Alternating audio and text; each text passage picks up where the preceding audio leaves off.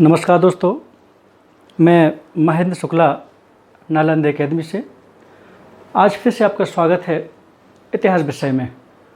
और जैसा कि आप सामने देख रहे हैं, इतिहास में आज जो शोध चल रहे थे प्राचीन इतिहास के, उसमें बौद्ध साहित्य दोस्तों आपको पढ़ना है।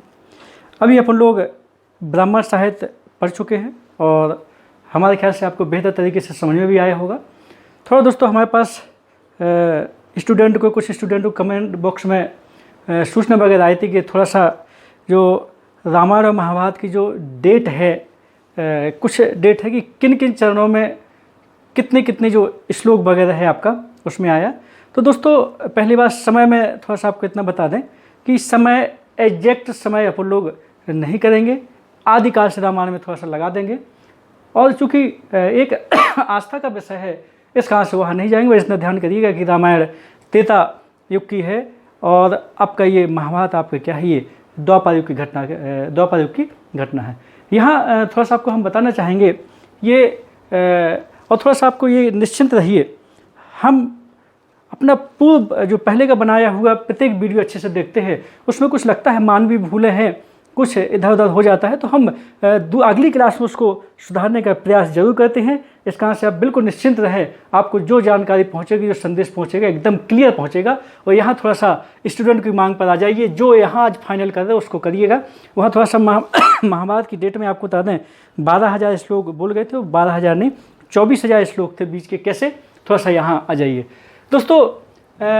रामायण में मूल रूप से जो वाल्मीकि ने लिखी थी वहाँ पर चूँकि पढ़ चुके हैं, ज़्यादा वर्क नहीं करेंगे। उसमें 6,000 श्लोक थे। उसके बाद दोस्तों फिर उसके बाद उसमें 12,000 श्लोक आए और रामायण में फिर दोस्तों क्या है आपकी ये 24,000 श्लोक आए, इसलिए रामायण को चतुर्विंशति संहिता कहते हैं। यहाँ महाभारत में मूल रूप से पहले 8800 श्लोक थे, फिर दोस्तों इसमें 24,000 श्लोक आए और उसके बाद दोस्तों इसमें क्या है फिर 1,00,000 श्लोक आए। यहाँ कल दोस्तों यहाँ 24,000 की जगह हम 12,000 बता गए थे, ये क्षमा कीजिएगा, ये 24,000 है आपका, 12,000 कहाँ है, ये रामायण में है। यहाँ जो रामायण दोस्तों जो मूल रूप से जो वाल्मीकि ने लिखी थी, ये उसमें 6,000 श्लोक थे। दूसरी सदी BC तक इसमें 12,000 श्लोक आ चुके थे और उसके बाद फिर क्या है आपका ये अंतिम लास्ट वर्तमान में कितने श्लोक हैं, 24,000 श्लोक हैं। महाभारत में जब दोस्तों इसको जय संहिता कहते तब 8800 श्लोक थे, बाद में उसको क्या है 24,000 श्लोक आ गए तो उसको भारत कहने लगे। और जब दोस्तों उसमें क्या हो गए 1,00,000 श्लोक आ गए तो उसे सतसहस्त्र संहिता कहने लगे। ये दोस्तों कल इसमें 12,000 की जगह 24,000 कर लिए, बाकी सब क्या है आपका ये क्लियर है। चलिए दोस्तों, ये तो आपका पिछला थोड़ा सा डिस्कस हो गया आपके स्टूडेंट की मांग पर। अब आप लोगों को सभी को और क्लियर हो गया होगा। आ जाइए अपन मेन टॉपिक में आ जाए। और दोस्तों टॉपिक है आज का आपका ये बौद्ध साहित्य है। और बौद्ध साहित्य थोड़ा सा आपको बता दें कि जो वेदोत्तर साहित्य ब्राह्मण साहित्य के बाद जो आपका बौद्ध और जैन साहित्य आपका इतिहास जानने के स्रोतों में है, तो पहले आज बौद्ध साहित्य ले रहे हैं, अगली क्लास में आपको जैन साहित्य पर चर्चा करेंगे। और थोड़ा सा हमसे जुड़ जाइए और अच्छे से जुड़ जाइए और पूरा कोशिश करिए, पूरा हमारा ये वीडियो देखिएगा, तब आपको क्या है बड़े अच्छे से बेहतर तरीके से आपको समझ में आएगा। चलिए तो जल्दी से अपन क्या है मुख्य विषय वस्तु में आते हैं। तो थोड़ा सा आपको बता दें, ये बौद्ध साहित्य जो भाषा है दोस्तों, ये भाषा आपको बता दें ये पाली भाषा में है। कौन सी भाषा में है, ये पाली भाषा में है। ये पाली भाषा आपको बता दें ये उस समय मगध में बोली जाती थी और जन सामान्य की भाषा थी। और मगध जो क्षेत्र था दोस्तों वो दक्षिणी बिहार, कौन सा क्षेत्र था, दक्षिणी बिहार के आपका ये मगध क्षेत्र था। तो ये थोड़ा सा आपको बता दें पाली भाषा जन सामान्य की भाषा थी। इस पाली भाषा में ये बौद्ध साहित्य है। हाँ, पहली सदी ईस्वी के बाद, पहली सदी BC से संस्कृत भाषा में भी क्या है आपका ये बौद्ध साहित्य लिखा गया। तो पाली भाषा पहले कौन दोस्तों, पाली भाषा, उसके बाद फिर क्या है आपका ये पहली सदी ईस्वी से आपके क्या है ये बाद में संस्कृत भाषा में भी क्या है आपका ये साहित्य आपका रचा गया। चलिए दोस्तों, तो चर्चा करेंगे कौन से ग्रंथ पाली के हैं, कौन से संस्कृत के हैं आपके। यहाँ एक क्वेश्चन आता है कि बौद्ध धर्म में कि जो साहित्य में है, ध्यान रहे अभी बौद्ध धर्म की बात ज़्यादा चर्चा नहीं करेंगे। और चूँकि बाद में जब जैन धर्म बौद्ध धर्म 6ठी सदी BC में जब धार्मिक क्रांति पढ़ाएंगे दोस्तों, तो वहाँ विस्तृत इसकी चर्चा करेंगे। फिलहाल आ जाइए आप लोग यहाँ क्वेश्चन ये आता है कि बौद्ध साहित्य को और किस नाम से जाना जाता है, तो आपको बता दें बौद्ध साहित्य को निकाय भी कहते हैं। इसको क्या कहते हैं दोस्तों? इसको निकाय भी कहते हैं। बौद्ध साहित्य के जो सबसे पुराने जो ग्रंथ हैं, सबसे पुराना साहित्य है दोस्तों, उसको त्रिपिटक कहते हैं। क्या कहते हैं? त्रिपिटक। त्रिपिटक। और यहाँ आपको थोड़ा सा बता दें, त्रि का मतलब 3 और पिटक का अर्थ होता है आपका ये पिटारी या टोकरी। यहाँ थोड़ा सा आपको बता दें ये कि जो त्रिपिटक का जो सबसे पहले जो अर्थ बताया, यहाँ विद्वान है 2, एक है आपके ये बूलर और दोस्तों एक है रीड्स महोदय, रीड्स। यहाँ इन्होंने आपको बता दें, इनकी एक रीड्स महोदय की किताब है बुद्धिस्ट इंडिया। बुद्धिस्ट इंडिया दोस्तों क्या है, इनकी ये पुस्तक है, किनकी? रीड्स महोदय की। तो इस बुद्धिस्ट इंडिया में आपको बता दें इन्होंने क्या कहा है, इस त्रिपिटक का अर्थ क्या बताया दोस्तों? ये टोकरी या पिटारी बताया। ध्यान से सुने, रीड्स एवं बूलर महोदय ने इस त्रिपिटक का अर्थ क्या है, टोकरी या क्या दोस्तों बताया, पिटारी बताया। लेकिन ध्यान रहे, सबसे पहले आपको बता दें क्वेश्चन आता भी है आपका, ये किसने बताया, तो इन दोनों ने बताया। तो इस प्रकार से क्या है, थोड़ा सा दोस्तों अपन को ये करना है। कहीं कहीं आपका ये अलग अलग मिलते हैं, एक मिलता है, तो आपको इतना ध्यान करना। बूलर रीड्स महोदय ने हालांकि ये जो पुस्तक है ये रीड्स महोदय की है, बुद्धिस्ट इंडिया, ये पुस्तक में क्या किया दोस्तों, इन्होंने क्या है आपका इसका त्रिपिटक का अर्थ बताया। चलिए, टोकरी या पिटारी। अब इसके बाद थोड़ा सा आपको बता दें, ये जो त्रिपिटक स्वाभाविक है ये 3 है। इनकी संख्या कितनी है दोस्तों? 3 है। एक है आपका सुत्त पिटक, दूसरा है आपका ये विनय पिटक, और तीसरा है दोस्तों अभिधम्म पिटक। अभिधम्म पिटक। यहाँ आपको बता दें, बौद्ध धर्म में 4 संगीतें हुई हैं। वहाँ जब बौद्ध धर्म पढ़ाएंगे आपको, गौतम बुद्ध वगैरह, वहाँ जब चैप्टर आएगा तो वहाँ पूरी संगीतियों के बारे में चर्चा करेंगे। यहाँ जैसे ही गौतम बुद्ध का महापरिनिर्वाण हुआ दोस्तों, आपको बता दें बौद्ध धर्म में मृत्यु को महापरिनिर्वाण कहते हैं। तो उसके जस्ट बाद क्या है, पहली बौद्ध संगीति आपको बता दें ये हुई थी, और ये पहली बौद्ध संगीति राजगृह में हुई थी। अजातशत्रु उस समय शासक थे। उस बौद्ध संगीति में 2 पिटक लिखे गए थे, सुत्त पिटक और विनय पिटक, इनका संकलन दोस्तों हुआ था। और जो तीसरी बौद्ध संगीति अशोक के समय आपका अशोकाराम बिहार में पाटलिपुत्र में हुई थी, और मुगल पुत्र जिसके अध्यक्ष थे उस समय अभिधम्म पिटक की रचना क्या है दोस्तों, ये हुई थी। और अभिधम्म पिटक का जो संकलन है ये मुगल पुत्र तिस ने किया था। तो दोस्तों सबसे पहले इनके संकलन करता भी आपको क्या है कोष्टक में लिख लेते हैं। ये जो सुत्त पिटक के संकलन करता है ये आनंद है दोस्तों। विनय पिटक की जो संकलन करता है ये उपाली है, उपाली। और जो अभिधम्म पिटक की जो संकलन करता है ये दोस्तों मुगलिपुत्र तिस्स है, मुगली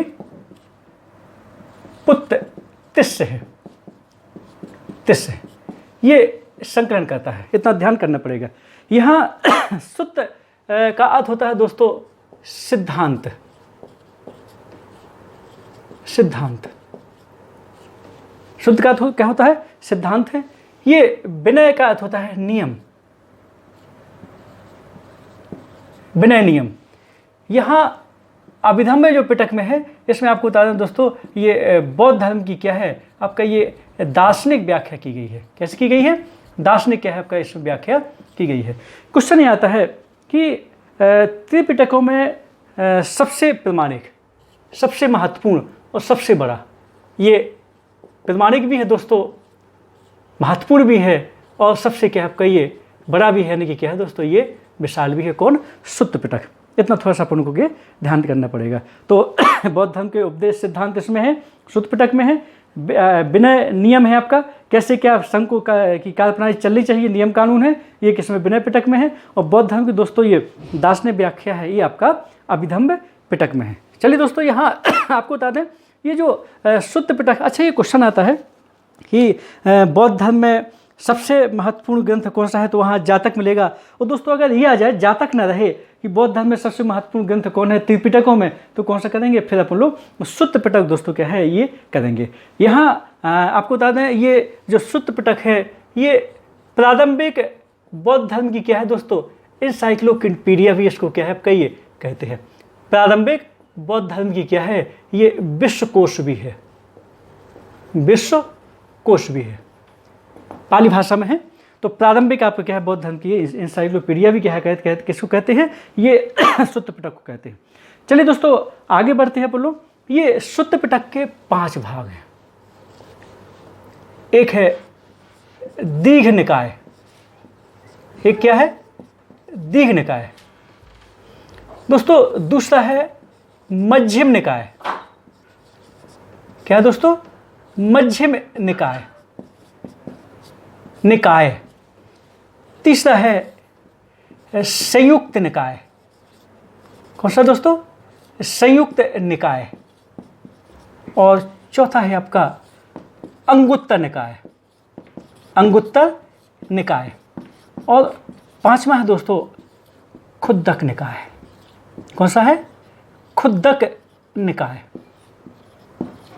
क्योंकि निकाय निकाय शब्द लगा है, पिंड कहलाता है इसका अर्थ, ठीक है ना, एक विषय वस्तु कहलाती है, सिद्धांत कहलाते हैं, इसका से यहाँ क्या है, ये बौद्ध साहित्य को निकाय भी क्या है दोस्तों कहते हैं।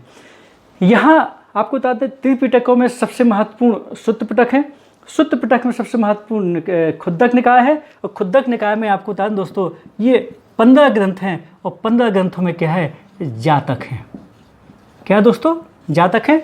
वापस आते यहाँ जाइए, ये जो दीघ निकाय है, दीघ निकाय में कुछ महत्वपूर्ण ग्रंथ है, लेकिन उनमें सबसे महत्वपूर्ण ग्रंथ है वो उसका नाम है महापरिनिर्वाण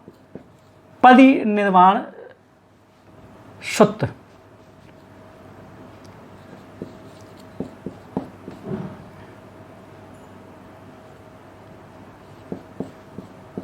महापरिनिर्वाण सूत्र। यहाँ दोस्तों आपको बता दें ये जो पुस्तक है ये महापरिनिर्वाण सूत्र में ये बुद्ध के गौतम बुद्ध के अंतिम दिनों का वर्णन है। इसमें क्या है दोस्तों, ये अंतिम दिनों का वर्णन है। और आपको थोड़ा सा बता दें अंतिम दिनों में ये उनकी जो महापरिनिर्वाण, उनका जो मृत्यु हुई थी ये कुशीनगर में हुई थी, यूपी में है कुशीनगर। यहाँ आपको थोड़ा बता दें अंतिम समय का वर्णन है, अंतिम उपदेश आनंद को दिया, क्या दिया इसका भी वर्णन है। ये दीघ निकाय में सबका क्या है दोस्तों ये वर्णन आता है। यहाँ आपको बता दें ये जो मध्यम निकाय है, मध्यम निकाय में आपको बता दें यहाँ बौद्ध धर्म में कहीं महापुरुष माना गया है, कहीं दोस्तों देवता स्वरूप क्या है कहीं माना गया है, कहीं महापुरुष साधारण पुरुष, कहीं महापुरुष देवता स्वरूप, इस प्रकार से क्या है यहाँ माना गया है। जो दोस्तों संयुक्त निकाय है, संयुक्त निकाय में ये धर्म चक्र परिवर्तन का वर्णन है, धर्म चक्र परिवर्तन का वर्णन है। और दोस्तों धर्म चक्र परिवर्तन जानते हो, ये आपका जो पहला उपदेश जो गौतम बुद्ध ने क्या है आपका सारनाथ में दिया था, आपका 5 ब्राह्मणों को, वो धर्म चक्र परिवर्तन दोस्तों कहलाता है। और धर्म चक्र परिवर्तन का वर्णन है। और दोस्तों यहाँ 4 आर्य सत्यों का वर्णन भी है। 4 आर्य सत्य आपके दुख निरोध पितृपिता आदि 4 आर्य सत्य हैं आपका, ये इनका भी क्या है वर्णन है। और दोस्तों यहाँ बता दें कि इसी संयुक्त निकाय में यहाँ आपको बता दें ये अष्टांगिक मार्गों का भी वर्णन है। अष्टांगिक मार्गों पर चलने से तृष्णा समाप्त हो जाती है। और दोस्तों जब तृष्णा समाप्त हो जाती है तो निर्वाण की प्राप्ति होती है, ऐसा बौद्ध धर्म में कहा गया है। चर्चा बाद में होगी। फिलहाल अंगुत्तर निकाय, अंगुत्तर निकाय में आपको बता दें ये 16 महाजन पदों का क्या है दोस्तों ये वर्णन आया है। किसकी जानकारी मिलती है, 16 महाजन पद, जो बाद में आपको बताएंगे, काशी कौशल अंग मगध आदि आदि वगैरह है आपके, यहाँ चर्चा होगी। चैप्टर ये 16 महाजन पर 6वीं सदी BC में। अब आ जाए खुद्दक निकाय। यहाँ दोस्तों खुद्दक निकाय में आपकी जातक ग्रंथ भी हैं। यहाँ धम्म पदवी है, एक पुस्तक है धम्म पदवी है, धम्म पद फिर से लिख देते अच्छे से, धम्म पद भी है, थेर गाथा है, थेरी गाथा है, आदि पुस्तक क्या है दोस्तों यहाँ मिलती हैं आपका। थेर गाथा, एक मिलता है थेरी, थेरी गाथा, आदि किताबें यहाँ पे क्या है मिलती हैं। ये इन पूरे बौद्ध साहित्य में सबसे महत्वपूर्ण क्या है, ये जातक कथाएं हैं। ये क्या है दोस्तों, ये जातक कथाएं हैं। और जातक कथाओं में आपको बता दें गौतम बुद्ध के 549 क्या है, ये दोस्तों पूर्व जन्मों की क्या है आपका ये कहानियां हैं। और ऐसा कहा जाता है कि जातक कथाएं जो आपकी लिखी गई हैं, आपका पूरे अंतिम रूप लिया, ये पहली सदी BC से आरंभ हो गई थी। लगभग ये दूसरी सदी ईस्वी तक क्या है इनका ये समय क्या है आपका, ये माना जाता है किसका, जातक कथाओं का। मतलब लगभग पहली सदी BC से दूसरी सदी ईस्वी तक क्या है इनका समय माना जाता है। पूरी लिखी तो गई और पहले से, लेकिन आपका क्या है लगभग आधुनिक रूप में क्या है आपकी ये आई हैं। और जातक कथाओं का आपको बता दें ये जो वर्णन मिलता है आपका गौतम बुद्ध के पूर्व जन्मों का, इसमें सांची के स्तूप, वहाँ जो तोरण द्वार है, वहाँ सारनाथ जो आपका वर्तमान में नहीं है सारनाथ में है, और जो आपका भरहुर सतना के पास है, इनमें जातक कथाओं का उल्लेख क्या है दोस्तों मिलता है। चलिए, तो यहाँ पर ये इसके भी विनय पिटक के भी 3 पार्ट हैं, लेकिन आपको ये मेन आपके क्या है इसके पूछे जाते हैं, उसकी चर्चा आपके नहीं करते। परिवार खुद्दक आदि वगैरह क्या है विनय पिटक के विभाग हैं आपके। यहाँ हमारे ख्याल से आपको समझ में आया होगा कि दीघ निकाय में क्या है मध्यम निकाय में क्या दिया गया, संयुक्त निकाय में क्या है, अंगुत्तर निकाय में दोस्तों क्या है, और यहाँ आपका खुद्दक निकाय में क्या क्या है। यहाँ जो दोस्तों ये धम्मपद है, धम्मपद, यहाँ हम गीता लिखते हैं, गीता, ये ध्यान करना, धम्मपद को बौद्ध धर्म की गीता कहा गया है। धम्मपद क्या कहा है दोस्तों, बौद्ध धर्म की गीता कहा गया है। यहाँ सुत्त पिटक को प्रारंभिक बौद्ध धर्म का विश्वकोश कहा गया है। ध्यान करना, सुत्त पिटक को प्रारंभिक बौद्ध धर्म का क्या कहा गया है, विश्वकोश कहा गया है। और धम्मपद बौद्ध धर्म की गीता कहा गया है। आपका सिविल SSC और PCS वगैरह परीक्षा में आता है। एक एक चीज़ दोस्तों आपकी क्या है आई है, बस थोड़ा सा जोड़ने की ज़रूरत है, ध्यान देने की ज़रूरत है आपका। चलिए दोस्तों, थोड़ा सा बाद में आते हैं। इसके अलावा और भी क्या है दोस्तों आपके ये पाली ग्रंथ हैं, पाली भाषा में और भी क्या दोस्तों पुस्तकें क्या है आपकी मिलती हैं। जैसे कि आपका एक क्वेश्चन आता है, अशोक के प्रारंभिक जीवन के बारे में कौन सी पुस्तकों की में जानकारी मिलती है, तो आपको मिलेगा दीपवंश और महावंश। दोस्तों ये श्रीलंका की पुस्तकें हैं।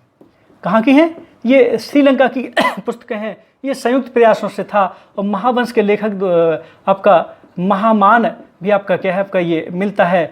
और दोस्तों दीपवंश लगभग 4th सदी 4th सदी क्या है आपकी ये AD में थी, सॉरी ईसी में थी। और ये लगभग 500 सदी ईसी में आपके क्या है ये थी। मतलब ये 400 सदी 4थी सदी, और ये क्या है ये आपकी 500 सदी, ठीक है ना। तो ये दोस्तों दीपवंश और महावंश ये श्रीलंका के 2 ग्रंथ हैं। ये भी दोस्तों आपको बता दें ये पाली भाषा के क्या है आपकी ये पुस्तकें हैं। इसके अलावा इसमें अपने यहाँ मौर्य वंश, अशोक के प्रारंभिक जीवन आदि के बारे में क्या होती है थोड़ा सा जानकारी मिलती है। इसके अलावा आपको क्या है एक क्वेश्चन है आपका कि कुछ आता है कि ये किस पुस्तक में क्या कहें मिनांडर और नागसेन के प्रश्न उत्तरों का वर्णन है, तो उस पुस्तक का नाम है मिलिंद पन्हो, मिलिंद पन्हो। दोस्तों बौद्ध साहित्य में मिनांडर जानते हैं आप लोग, इंडो ग्रीक शासक था। और अपने यहाँ इंडो ग्रीक शासकों ने सबसे पहले सोने के सिक्के चलवाए थे, लेखयुक्त सिक्के आपके शेडोल सिक्के चले थे। उसमें मिनांडर का आता है कि मिनांडर ने चलवाए थे। मिनांडर ने यहाँ के बौद्ध धर्म ग्रहण कर लिया था। 2री सदी BC की आपकी क्या बात है, लेकिन किताब 1ली सदी BC की है, मिनांडर के बाद लिखी गई। तो मिनांडर के गुरु थे नागसेन। दोस्तों नागसेन ने पुस्तक लिखी, पाली भाषा का प्रसिद्ध ग्रंथ है। और मिलिंद के प्रश्न है, पन्हो का मतलब प्रश्न कहलाता है। तो गुरु नागसेन और मिनांडर के क्वेश्चन और गुरु नागसेन क्या है दोस्तों उत्तर, दोनों को मिला करके इन्हीं ने लिखी है। उसका नाम, पुस्तक का नाम है मिलिंद पन्हो। चलिए दोस्तों आगे चलते हैं। इसके अलावा आपको थोड़ा सा बता दें, एक पुस्तक दिव्यावदान भी है। इसमें दिव्यावदान में आपको बता दें शुंग वंश के बारे में भी चर्चा है। शुंग वंश को बौद्ध विरोधी घोषित किया गया है और ये संयुक्त प्रयासों के माध्यम से है आपका। इसके अलावा एक पुस्तक आपको, हालांकि एक गुप्तकाल में मिलेगी संयुक्त प्रयासों से। आर्य मंजू श्री मूलकल्प भी आपकी क्या है पुस्तक संयुक्त प्रयासों से आपकी क्या है ये आती है। तो यहाँ दिव्यावदान भी आपको क्या है ये पाली भाषा की पुस्तक के रूप में इसको भी अपन लोग याद करेंगे। यहाँ कुछ दोस्तों एक संयुक्त प्रयासों से एक पुस्तक है ललित विस्तार। ललित विस्तार इस ठीक है ये पाली भाषा की पुस्तक है। ललित विस्तार पुस्तक के ऊपर इसके ऊपर आपको बता दें इसी को बेस मान करके एक इंग्लिश राइटर हैं उन्होंने एक पुस्तक लिखी है और पुस्तक का नाम है the light of Asia. The light of Asia ये अर्नाड ने लिखी है। अर्नाड क्वेश्चन आता है लाइट ऑफ एशिया किसकी पुस्तक है? अर्नाड ने लिखी है। और दोस्तों ये भी क्वेश्चन आता है कि एशिया का प्रकाश पुंज पुस्तक का नाम है एशिया का प्रकाश पुंज। एशिया का प्रकाश पुंज किसको कहते हैं? ये गौतम बुद्ध को एशिया का प्रकाश पुंज क्या है दोस्तों कहा जाता है। तो ये ललित विस्तार पुस्तक भी क्या करना है अपन को ये देखना है। अब दोस्तों आ जाइए संस्कृत। संस्कृत साहित्य यहाँ दोस्तों आपको बता दें कि बौद्ध धर्म में जो संस्कृत साहित्य है, बौद्ध धर्म में संस्कृत साहित्य के सबसे महान विद्वान आपके अश्वघोष हैं। कौन है? अश्वघोष है। थोड़ा सा ध्यान सुनिए। बौद्ध धर्म में संस्कृत साहित्य के सबसे महान विद्वान कौन माने जाते हैं? अश्वघोष माने जाते हैं। और अश्वघोष को आपको बता दें इन्हें संस्कृत का पहला कवि भी माना गया है। पहला दोस्तों क्या माना गया है? कवि भी संस्कृत का इन्हें माना गया है। चलिए दोस्तों ये आपको बता दें पाटलिपुत्र के थे और ये बीणा बजाते हुए बौद्ध धर्म का क्या कहते हैं विचार करते थे। ये प्रसिद्ध क्या थे आपको बीणा वादक भी थे। चलिए दोस्तों इन्हीं की पुस्तकों के बारे में अपन चर्चा करना है। और यहाँ थोड़ा सा बता दें ये अश्वघोष की जो पुस्तकें हैं इसमें एक पुस्तक है आपका ये बुद्ध चरित। संस्कृत में है बुद्ध चरित। बुद्ध चरित में आपको बता दें गौतम बुद्ध के बारे में है और ये एक महाकाव्य है आपका। और आपको थोड़ा सा बता दें इसे बौद्ध धर्म की रामायण कहा गया है। क्या कहा गया दोस्तों? इसे बौद्ध धर्म की रामायण कहा गया है। किसको? बुद्ध चरित को। इसको बौद्ध रामायण कहा गया है। ध्यान रहे बौद्ध धर्म की गीता धम्मपद, बौद्ध धर्म का प्रारंभिक विश्वकोश किसको कहा गया है? आपका सूत्र पिटक को। बौद्ध धर्म की रामायण किसको कहा गया है? ये बुद्ध चरित्र को कहा गया है। गौतम बुद्ध का चरित्र चित्रण किया है। और इस प्रकार से इस समय आपको बता दें महायान बौद्ध धर्म भी आपको क्या है आ गया था। बौद्ध धर्म के दो भाग हो गए थे। ये कनिष्क महान की राजसभा में थे। और जब चौथी बौद्ध संगीत हुई थी पहली सदी ईस्वी में हुई थी तो उसके दोस्तों अध्यक्ष तो वसुमित्र थे लेकिन उपाध्यक्ष और चेयरमैन आप क्या चेयरमैन नहीं करें सॉरी उपाध्यक्ष कौन थे आपके? ये अश्वघोष थे। उस समय के सबसे महान कवि थे। दूसरी एक किताब है इनकी वज्र सूची। वज्र सूची दोस्तों वज्र सूची में जाति प्रथा का विरोध हुआ है। क्या हुआ है? जाति प्रथा का विरोध हुआ है। बौद्ध धर्म एक बड़ा स्वाभाविक धर्म है। जाति प्रथा के लिए उसमें क्या है दोस्तों कोई भी आपका स्थान नहीं था। इसमें जाति प्रथा का विरोध हुआ है। एक दोस्तों किताब है सौंदरानंद। सौंदरानंद ये दोस्तों बौद्ध धर्म के चचेरे भाई थे। सॉरी गौतम बुद्ध के चचेरे भाई थे। और चचेरे भाई का नाम क्या था? नंद। ध्यान रहे चचेरे भाई का नाम क्या था? नंद। और उनकी पत्नी का नाम था सुंदरी। तो उनके चचेरे भाई नंद और पत्नी सुंदरी के ऊपर किताब लिखी उसको मिक्स करके उन्होंने क्या नाम दिया? सौंदरानंद क्या दोस्तों नाम दिया। इस प्रकार से ये आपकी क्या है इनकी किताबें हैं अश्वघोष की। चौथी किताब भी है आपका और उस किताब का नाम है सारिपुत्र प्रकरण। सारिपुत्र प्रकरण। ये दोस्तों सारिपुत्र आपको बता दें गौतम बुद्ध के शिष्य थे। और पाटलिपुत्र में सारिपुत्र का बौद्ध धर्म में दीक्षा लेने का पूरा प्रकरण पूरी प्रक्रिया पूरा घटनाक्रम इस किताब में क्या है लिखा है आपका। और आपको थोड़ा बता दें गौतम बुद्ध का सबसे लंबा भाषण पाटलिपुत्र में आपका क्या है हुआ था। दोस्तों आपको सबको मालूम है सबसे अधिक जो उपदेश दिए गौतम बुद्ध ने, वो दिए आनंद को दिए। और स्थान अगर आ जाए कि सबसे अधिक उपदेश कहाँ दिए, 21 बास किए, वो श्रावस्ती में दिए। और अंतिम उपदेश आ जाए तो अंतिम उपदेश आपको बता दें, ये आनंद को दिया, कुशीनगर में दिया। पहला उपदेश आ जाए तो सारनाथ में दिया। और सबसे लंबा समय तक उपदेश दिया, सबसे बड़ा उनका जो भाषण था, बड़ा जो उपदेश था, वो था दोस्तों कहाँ, पाटलिपुत्र में। और पाटलिपुत्र में ही सारिपुत्र को दीक्षा मिली थी, उसी का वर्णन है आपका अश्वघोष ने किया है, किसमें, सारिपुत्र प्रकरण में। चलिए दोस्तों, आपको बता दें, यहाँ आप देखते हो सांची के स्तूप में आपका सारिपुत्र महामोदगलायन 2 गौतम बुद्ध के शिष्यों की क्या है आपका ये अस्थियां रखी गई हैं अपने सांची में, राजस्थान जिले में है जो, तो वही सारिपुत्र आपको क्या है ये हैं। चलिए दोस्तों, तो ये हो गया। इसके बाद आपको थोड़ा बता दें, संस्कृत की किताबों में अपन चल रहे हैं। संस्कृत की पुस्तकों में एक पुस्तक और है आपकी, ये कथावस्तु। कथावस्तु दोस्तों पुस्तक है, और कथावस्तु आपको बता दें ये जो बौद्ध धर्म के ऊपर है। और तीसरी बौद्ध संगीत के जो अध्यक्ष थे, ये उनका नाम था मोगलीपुत्र तिस्स। अशोक के समय थे मोगलीपुत्र तिस्स। ये पुस्तक है, ये इनकी लिखी थी, किसकी, आपके, लेकिन ध्यान रहे ये हीनयान की पुस्तक है, हीनयान शाखा की पुस्तक है, लेकिन संस्कृत भाषा में है। ये थोड़ा सा क्या करना, अपन को ये ध्यान करना। दोस्तों एक पुस्तक और है आपकी, और जैसे कि मान लीजिए क्वेश्चन आता है कभी कभी कि बौद्ध धर्म का क्या कहें, लघु विश्वकोश किसे कहते हैं, या दोस्तों क्वेश्चन आ जाए कि बौद्ध धर्म की कुंजी किसे कहते हैं, तो वो है आपका विशुद्धि मग्ग।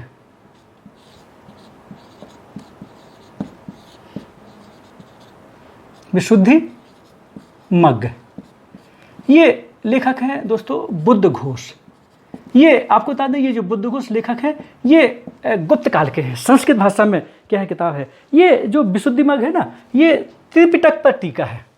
कैसी है, त्रिपिटक। त्रिपिटक पर क्या है दोस्तों, ये टीका है। इस कारण से क्वेश्चन आ जाए कि त्रिपिटक की कुंजी किसे कहते हैं, तो अगर त्रिपिटक की कुंजी आ जाए तो कुंजी मतलब एक साल तक आ जाए तो क्या करेंगे दोस्तों, ये विशुद्धि मग्ग को कहेंगे। एक किताब है महाविभाषा सूत्र। महाविभाषा सूत्र, सूत्र या महाविभाषा शास्त्र भी है। ये दोस्तों वसुमित्र की है। पूरे बौद्ध साहित्य विशेषकर त्रिपिटक के ऊपर क्या है विस्तार से इन्होंने क्या किया है, आपका वर्णन किया है, किसने, वसुमित्र ने। संस्कृत में किताब है आपको ये। इसे आपको बता दें, बौद्ध धर्म का, बौद्ध साहित्य का दोस्तों इसे विश्वकोश कहा गया है। विश्वकोश कहा गया है दोस्तों। इसे बौद्ध धर्म की बाइबल भी कहा गया है, बौद्धों की बाइबल भी कहा गया है। ये क्वेश्चन थोड़ा सा ध्यान करना, ये आता है आपका महाविभाषा सूत्र किसकी है, ये आपकी ये वसुमित्र की है। और ये आपको थोड़ा सा ध्यान करना पड़ेगा कि बौद्ध धर्म की बाइबल किसे कहते हैं, महाविभाषा शास्त्र। फिर से सुन लीजिए, अगर आ जाए बौद्ध धर्म की रामायण किसे कहते हैं, तो अश्वघोष की बुद्ध चरित्र बौद्ध धर्म की क्या है, रामायण है। अगर आ जाए कि त्रिपिटकों की कुंजी कौन सी है, बौद्ध साहित्य की कुंजी किसे कहते हैं, या किसने टीका लिखी है, तो विशुद्धि मग्ग में लिखी है, बुद्ध घोष ने दोस्तों लिखी है। और अगर क्वेश्चन आ जाए कि हीनयान की वह किताब जो संस्कृत भाषा में है, वो कौन सी, कथावस्तु मोगलपुत्र तिस्स की है, जो तीसरी बौद्ध संगीति में क्या थे दोस्तों, अध्यक्ष भी थे आपके। और फिर आ जाए बौद्ध धर्म का प्रारंभिक बौद्ध धर्म का विश्वकोश आ जाए तो आपको लगाना है सूत्रपिटक को। और अगर आ जाए बौद्ध धर्म का विश्वकोश तो आपको दोस्तों लगाना है महाविभाषा शास्त्र। बौद्ध धर्म की बाइबल आ जाए तब भी दोस्तों क्या करना है, इसे लगाना है। बौद्ध धर्म की कुंजी आ जाए तब आपको दोस्तों क्या करना है, इसे लगाना है। बौद्ध धर्म का सबसे पुराना और प्रमाणिक ग्रंथ आ जाए तो आपको क्या करना है, त्रिपिटकों में सबसे पुराना और प्रमाणिक आ जाए तो आपको क्या लगाना है, ये सूत्रपिटक में लगाना है। टोटल बौद्ध साहित्य में सबसे महत्वपूर्ण पुस्तक आ जाए तो दोस्तों आपको क्या लगाना है, आपको ये जातक लगाना है। जातक क्या है आपका, ये सबसे महत्वपूर्ण है, सबसे महत्वपूर्ण दोस्तों क्या है, ये पुस्तक है जातक। तो दोस्तों आपको बता दें यहाँ बाद में एक असंग भी हुए हैं, बौद्ध धर्म के विद्वान हैं, एक दिग्नाथ भी हुए हैं। बौद्ध धर्म में तर्कशास्त्र के प्रणेता कहलाते हैं दिगना कि ये गुप्त काल में हुए हैं, और संस्कृत भाषा में इन लोगों ने भी क्या किया, दूत साहित्य वगैरह क्या है लिखा है आपका। तो दोस्तों ये आपका हमने कोशिश की है कि बौद्ध धर्म आप क्या है बड़े स्वाभाविक तरीके से हो जाए, और इस प्रकार से हो जाए कि ताकि आपको क्या है थोड़ा सा समझ में भी आए, लेकिन थोड़ा सा ध्यान देने की ज़रूरत है। ये है कि इसमें एक एक शब्द एक एक लाइन दोस्तों महत्वपूर्ण है। आप तो पेपर उठा के देखो, आप तो किसी भी परीक्षा के पेपर उठा के देखो, ये सब क्वेश्चन क्या है आए हैं, और एक एक शब्द आपको मिलेगा, तब आपको लगेगा हाँ शुक्ला सर ने क्या है कुछ बताया था। तो हमने कोशिश की है कि पूरे बौद्ध साहित्य को, बौद्ध धर्म अभी नहीं हुआ है, पूरे बौद्ध साहित्य में जो महत्वपूर्ण आपकी क्या है पुस्तकें हैं वो आपकी क्या है दोस्तों हो जाए। फिर से आ जाए, क्वेश्चन ये है बौद्ध धर्म की गीता, तो स्वाभाविक है आप धम्मपद कहेंगे, धम्मपद कहेंगे। बौद्ध धर्म की रामायण आ जाए तो आप क्या कहेंगे दोस्तों, अपन लोग बुद्ध चरित्र करेंगे। दोस्तों प्रारंभिक बौद्ध धर्म का विश्वकोश इंसाइक्लोपीडिया आ जाए तो सूत्र पिटक करेंगे। त्रिपिटकों में दोस्तों सबसे महत्वपूर्ण आ जाए तो त्रिपिटक करेंगे, ठीक है ना। त्रिपिटक का जो अर्थ पिटारी किसने बताया, तो यहाँ बुद्धिस्ट इंडिया में बूला रीड महोदय ने बताया। फिर अपन लोग आ जाएँ कि ये पूरे बौद्ध साहित्य में सबसे महत्वपूर्ण कौन है, जातक कथाएँ हैं, ठीक है ना। बौद्ध साहित्य को जातक भी बोलते हैं, त्रिपिटक भी कहते हैं, निकाय भी कहते हैं, ठीक है ना। फिर क्वेश्चन आ जाए कि ये लाइट ऑफ एशिया पुस्तक किसकी है, किसके ऊपर लिखी गई है, ये भी आपको करना है। मिलिंद पन्हों में क्या है, कौन से शिष्य थे, ये भी आपको थोड़ा सा देखना है। फिर त्रिपिटक पर कुंजी एक शॉर्ट रूप में किसने लिखा, तो फिर आपको क्या करेंगे, विशुद्धि मार्ग में बुद्ध घोष आ जाएंगे, ठीक है ना। तो इस प्रकार दोस्तों क्या है आपका ये बौद्ध साहित्य हो गया है, और हमें आशा ही नहीं पूरा विश्वास है दोस्तों कि आपको बहुत अच्छे से समझ में आया होगा। और जो भी आपको लगे कि कुछ आपका समझ में नहीं आया, या जो भी कुछ कभी कभी मानवीय भूलें हो जाती हैं और आपको लगे कि ये नहीं, ये ऐसा होना चाहिए, तो आप कमेंट बॉक्स में लिखिए दोस्तों, हम फिर से उसको क्या करेंगे, आपको डिफाइन अच्छे से करेंगे। फिलहाल हमारे हिसाब से ये बौद्ध साहित्य परीक्षा के हिसाब से आपका क्या है ये हो गया। ध्यान करें, ये मगध क्षेत्र में पाली भाषा उस समय जन सामान्य की भाषा थी, ये थोड़ा सा क्या करना आपको ध्यान करना। तो बौद्ध साहित्य किस में है, मगध और पाली भाषा में और संस्कृत भाषा में है। चलिए दोस्तों, तो इसी के साथ आज का अपना टॉपिक क्या होता है ये समाप्त होता है। हमारे साथ जुड़े रहिए, हमें एनर्जी देते रहिए, हमारा सहयोग करते रहिए, और अभी तक हमारा चैनल सब्सक्राइब नहीं किया तो सब्सक्राइब भी करें, और इसके अलावा शेयर करें, और हमें आपको क्या है आशीर्वाद दें। इसी प्रकार इतिहास की सीरीज़ को हम आगे बढ़ाते रहें, और इसी के साथ ही नमस्कार, जय हिंद।